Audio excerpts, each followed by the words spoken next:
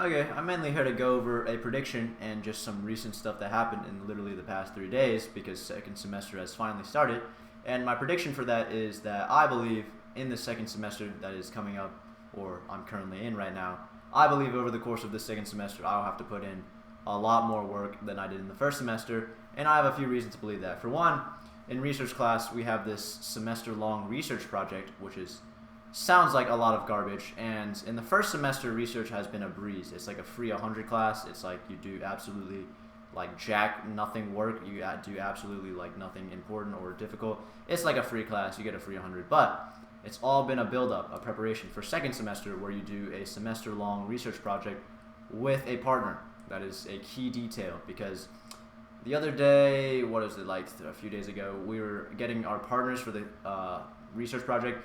And originally, like, if I knew, or if I was told that it was completely random and that I had no say, then I wouldn't really care because, it's just whatever. It's not really something I can control. But he actually gave us note cards and he told us to write who we want to be paired up with, who we don't want to be paired up with, and then our strengths and weaknesses. So for who I wanted to be paired up with, I wrote Peter, Sean, Blakely, and yeah, those are the only three because those are the people I know best and I would have the most fun working on the project and probably by extension would be the most productive and make the best quality work. So I wrote those three people as a recommended partner. And then for people I don't want, just some people who I know that have a reputation for not really doing work that I would not like to be paired up with.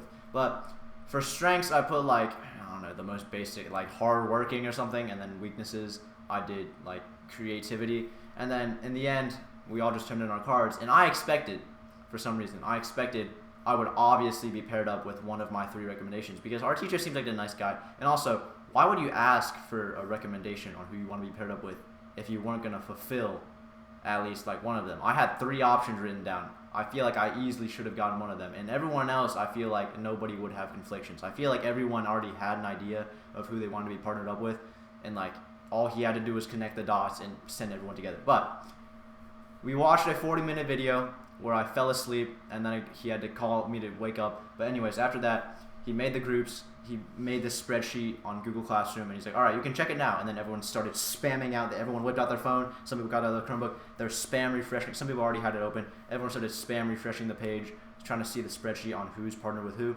And I opened it, and I saw I was partnered with this random girl who I don't really know, but she definitely was not one of the options that I wrote down for recommended partner.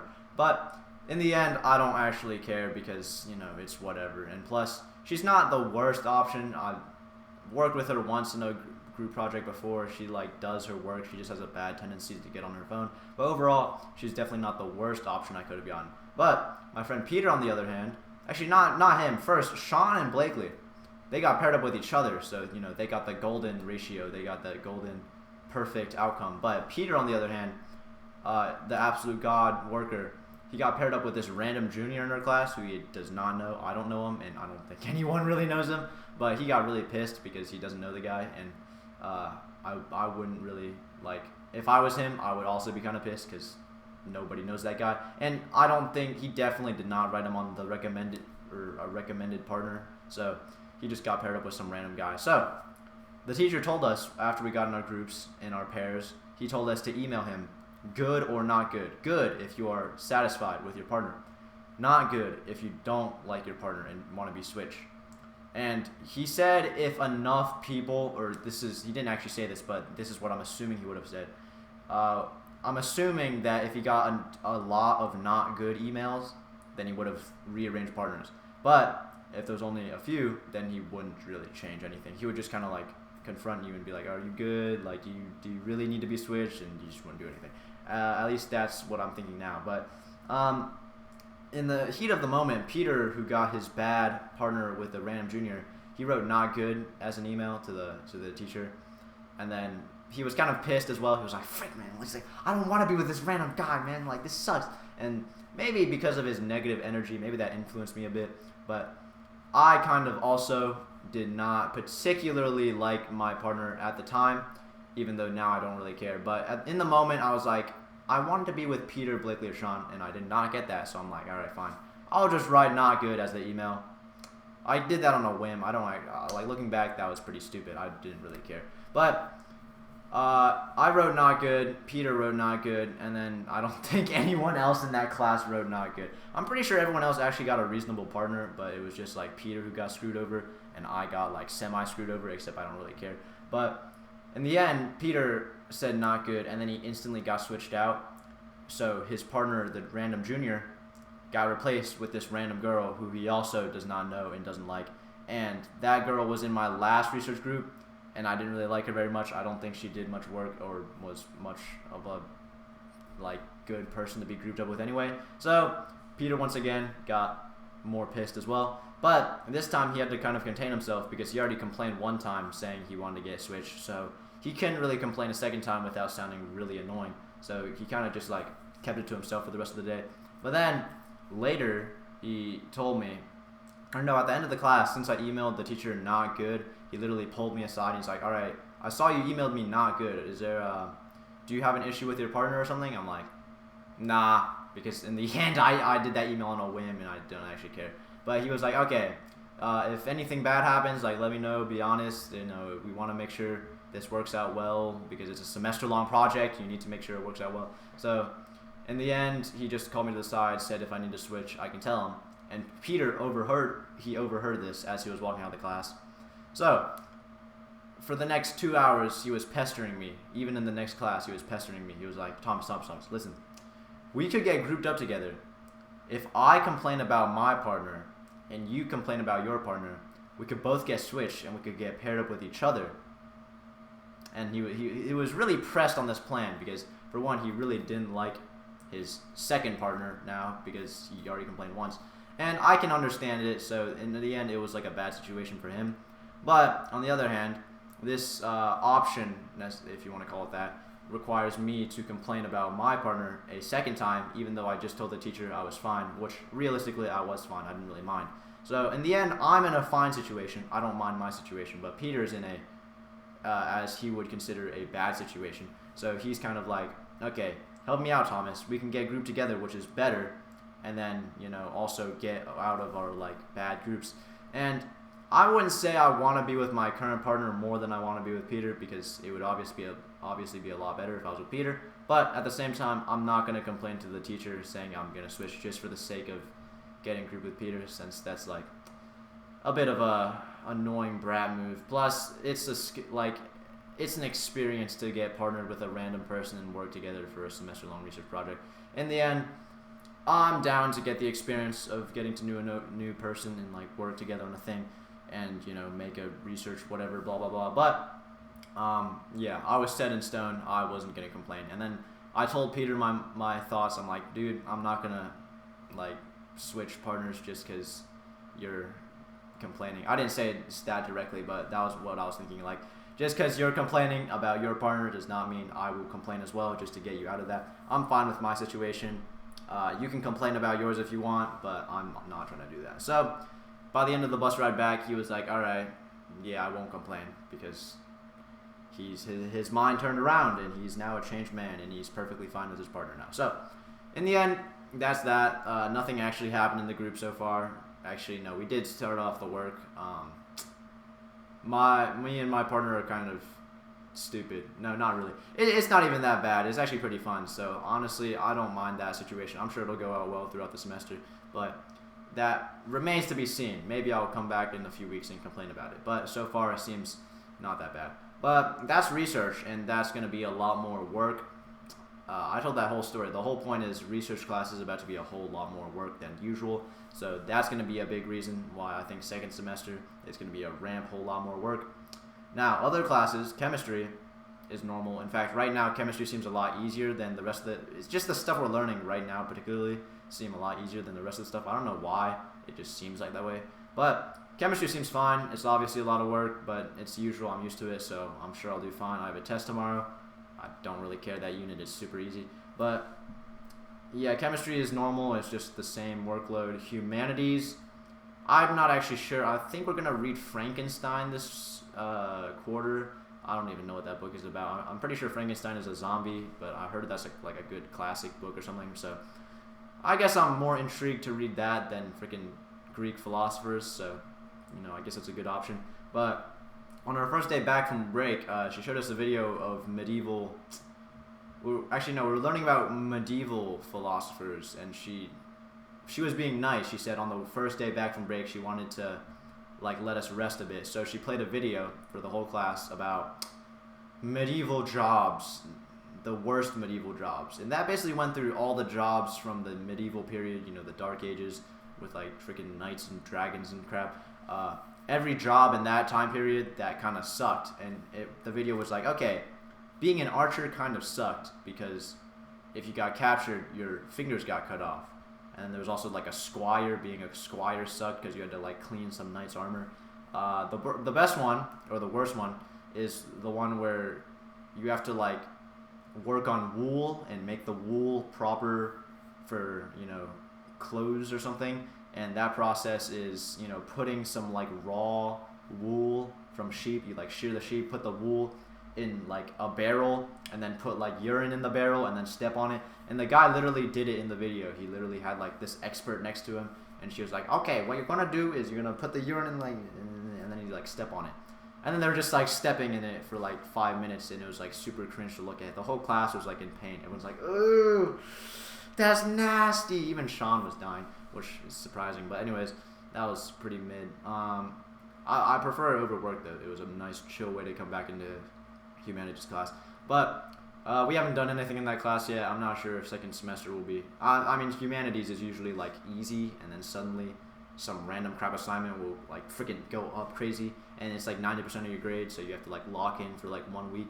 But yeah, I'm sure humanities will probably be the same old. But math, this is the last one. Math is probably gonna ramp up crazy, and my thoughts is that because our math teacher is awful and she does not know how to teach. She usually starts the period saying, I'm going to teach you this. And then the whole one class later, after the end of the period, she did not teach us that thing. And then she gives us homework on that thing. And she expects us to do that homework when she has not taught us the subject at all. So the way I'm thinking is she's an awful teacher, obviously. But basically, we have to learn this thing on our own time. She posts a video in the thing on Google Classroom. She's like, oh, my bad guys, I didn't reach the subject today, I was not able to teach it, so please just watch the video on your own time, learn it yourself, and then do the homework yourself. And you might be asking, what did I learn during the class if not a new subject? And the answer to that is we go over homework from the last class. We could do that in 10 minutes, but no, she has to stretch it out over the whole period. She has to call up people to demonstrate how did they solve the homework. And when the stupid people inevitably go up and say, I don't actually know what I did, because they all copied off of each other, that's when the class takes 1 hour and 30 minutes to do absolutely nothing other than review homework that I did not. I would literally take a nap. In fact, I do take a nap sometimes and I get caught. But that class is so brain deadly stupid, and there's a reason we're 4 weeks behind in the syllabus, because she teaches so ineffectively, inefficiently, and slowly that we're just behind. But I say second semester is going to be worse because the first class we came back, she did not ease us in. She said, all right, we are behind. She didn't say we were behind. She said, I'm sorry if this feels fast-paced, but we're going to have to speed through the rest of the year. And I was thinking, I made a prediction at that moment. I was like, yeah, we're definitely behind in the syllabus. And then at the end of the class, Peter came up to me and he was like, yeah, dude, we're 4 weeks behind in the syllabus. I'm like, there it is.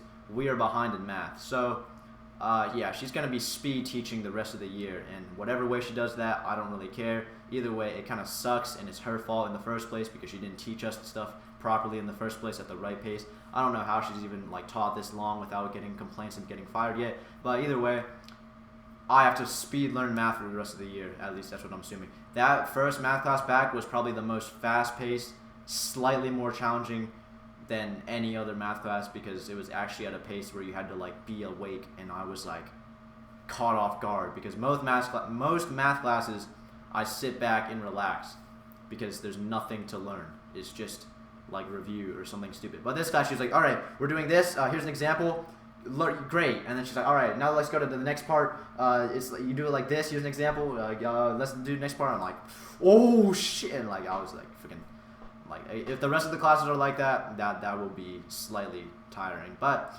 either way, it is what it is. I don't really care about doing extra work. It's a necessary evil, I guess. But it shouldn't be that big of a deal. U.S. history is the same old, but a fun thing that came into my mind. The teacher was talking about, or someone brought up to the teacher, because our teacher's chill, everyone like talks to her and has random conversations. They were talking to her about what country would take power over the U.S. if the time arose or something. And I was thinking, or no, like they were talking and stuff. I was like zoning out for the first half of the conversation because we were doing work, but you know, some people just don't do work and they talk to the teacher instead. But they talked about some stuff, and then I joined the conversation after I finished my work. They were talking about, one of the students was making a prediction that the U.S. would fall due to a civil war. I don't know how credible that is, but he seems like a pretty smart guy. But I don't know how credible a civil war is. I see the conflict in the country, but like I don't think it would be that big of a deal. Either way, he was talking to the teacher on which country would take power over the U.S. And she said Great Britain, most likely not, I'm pretty sure. And then people brought up China because China's a great power, and she said China most likely will not take power over the U.S., at least in the near future, because she gave the reasons that, for one, she said they're developing the shore or the coast too much and not developing like the mainland. And then she also said that like the population is like decreasing, and they might get in their own way by like trying to invade Taiwan and like cripple them and like be stupid or something. She said something like that. I wasn't really paying attention, if I'm being honest, but she basically said like China's not in the position to like reclaim world power right now. And then she talked about something about the Middle East. I don't remember what they said about the Middle East people. I think she said they weren't in position to gain power. I asked her, are there any countries that might unexpectedly, or any unknown countries that might unexpectedly take power? She said she doesn't know if they're necessarily unknown, but she said India might be an unexpected one that might take power, because India's, I don't know what she said. She said they're a very strongly populated, and they're in the center, they're close to Asia, and they're also like a democracy, and so like they have like double buff or something. I don't really know, but either way, she talked about that. She also talked about how like no one expected America to take world power. Apparently Great Britain was in power for a while until like World War I, and then America came out of nowhere and took power, because no one expected that, since they thought America was still a developing colony, and they were like, no, like look at those colonizers. But apparently America came out of nowhere, took power.